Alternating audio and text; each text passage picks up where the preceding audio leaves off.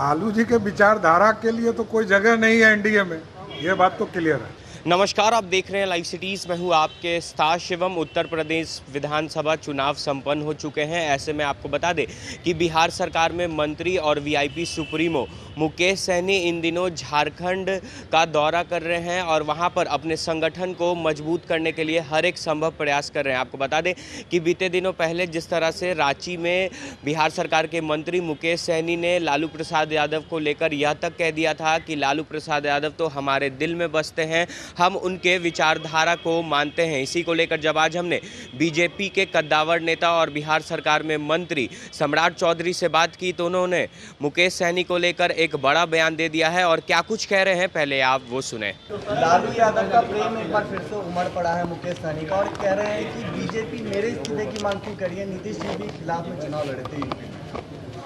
नहीं, ऐसा कोई मामला नहीं है।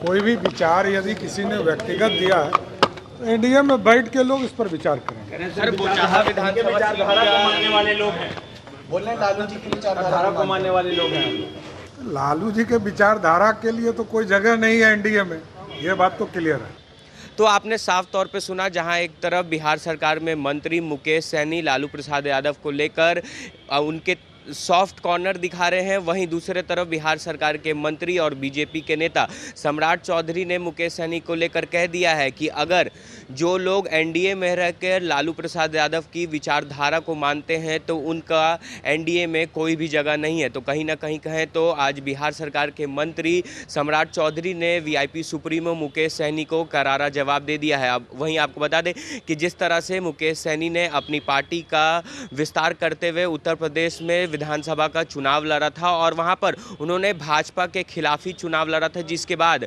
तमाम भाजपा के विधायक हों या भाजपा के नेता यह मांग कर रहे हैं कि मुकेश सहनी को नैतिकता के आधार पर इस्तीफा दे देना चाहिए, जिसका जवाब भी मुकेश सहनी ने दिया था। आपको बता दें कि जिस तरह से बीजेपी के विधायक हरिभूषण ठाकुर बचौल ने यह तक कह दिया था कि अब उत्तर प्रदेश में तो वो तो स्टार बनने गए थे, पर बीजेपी की एक बार फिर से उत्तर प्रदेश में जीत हुई है, तो ऐसे में अब बिहार सरकार में मंत्री मुकेश सहनी को नैतिकता के आधार पर इस्तीफा दे देना चाहिए। वहीं जिस तरह से मुकेश सहनी लगातार इन दिनों राजद के तरफ सॉफ्ट कॉर्नर दिखा रहे हैं, तो ऐसे में बिहार सरकार में मंत्री सम्राट चौधरी ने मुकेश सहनी को करारा जवाब दिया है। अब देखने वाली बात यह होगी कि जिस तरह से मुकेश सहनी लगातार यह कह रहे हैं कि बिहार विधान परिषद की 24 सीटों पर होने वाले चुनाव पर उन्होंने भी ऐलान किया है कि वो अकेले ही चुनाव लड़ेंगे। वहीं बोचाहा उपचुनाव को लेकर भी जो तारीखों का ऐलान है वो चुनाव आयोग ने कर दिया है। अब देखने वाली बात यह होगी